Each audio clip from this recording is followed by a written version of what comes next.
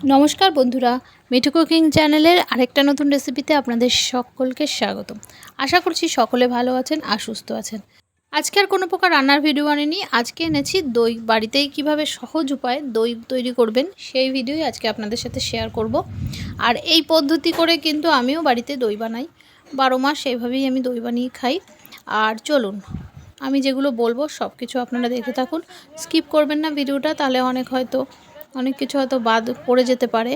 আর যদি ভিডিওটা ভালো লাগে লাইক করবেন, কমেন্ট করবেন, ভিডিওটা সহজ মনে হলে শেয়ার করবেন আর চ্যানেলটাকে প্লিজ সাবস্ক্রাইব করবেন। গ্যাসে একটা কড়াই বসিয়ে তার মধ্যে আমি 750 মতো দুধ দিয়ে দিয়েছি, মানে 3 পোয়ার মতো গরুর দুধ দিয়েছি।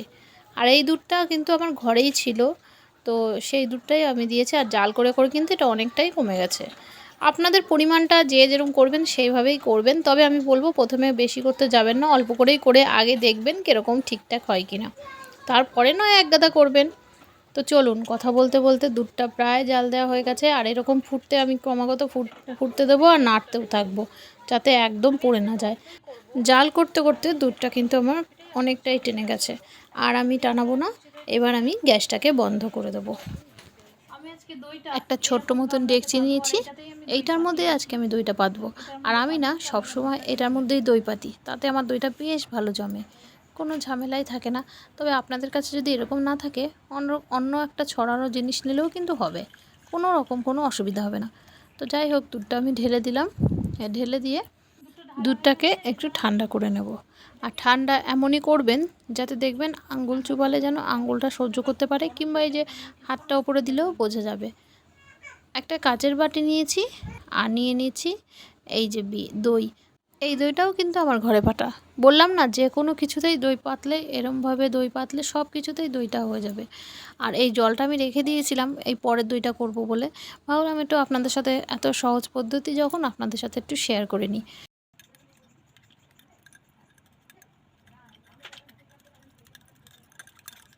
দইটা ভালো করে ঘেটে নিয়েছি। এইবার দেখুন, দুধটাকে আমি একটু চেক করি। হ্যাঁ, ঠান্ডা হয়ে গেছে মোটামুটি। এইবার এর মধ্যে আমি দিয়ে দেবো। তো খেয়াল রাখবেন দুধটা যেন খুব বেশি ঠান্ডা না হয়ে যায়। এবার একটা চামচের সাহায্যে এটাকে ভালোভাবে মিশিয়ে নেব। তারপরে এটাকে ভালো করে ঢাকা দিয়ে দেবো।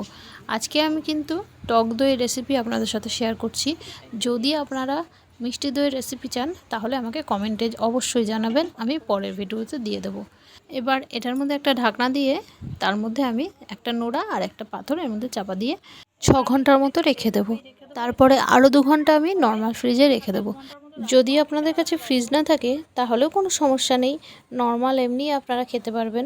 তবে ফ্রিজে রাখলে বেশ ভালো সেট হয় এটা। ফিরে এলাম 8 ঘন্টা পর, আর দেখুন 8 ঘন্টা পরের রেজাল্ট। দই একেবারে রেডি। দাঁড়ান, আপনাদেরকে কেটেও দেখাচ্ছি।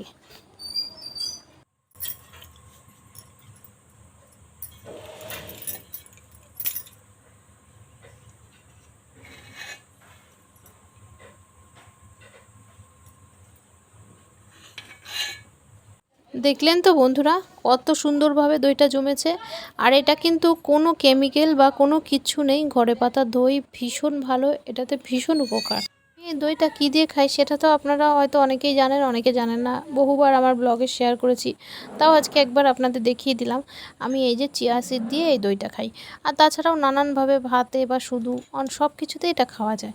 আর যারা চিয়া সিড না খান তারা তো এমনি সব কিছুতেই খেতে পারবেন। আবার মাছের মধ্যে, মাংসের মধ্যে সব কিছুতে দেওয়া যাবে। মানে দই, কোন দোকানের দই আর এই দইয়ের মধ্যে কিন্তু কোনো ডিফারেন্স নেই। একবার বিশ্বাস না হয় আপনারা বানিয়ে খেয়ে দেখুন। দাঁড়ান, আমার খাবার তো রেডি। এইবার আমি আলাদা পাত্রে দই তুলে আপনাদেরকে দেখাচ্ছি। আসলে কি হয় জানেন, 12 মাস দই কিনতে কিনতে অনেকটাই টাকা চলে যায়। তো যারা রোজকার এরকম দুধ থাকে ঘরে, তাদের এরকম কিন্তু দই পেতে নিলে কোনো ঝামেলাই থাকে না। তাহলে বন্ধুরা, দেখলেন তো কত সহজে বাড়িতেই বানিয়ে ফেলা যায় দোকানের মতো দই। আজকের ভিডিওটা কেমন লাগলো বন্ধুরা জানাবেন কমেন্টে। যদি ভালো লাগে লাইক করবেন, কমেন্ট করবেন।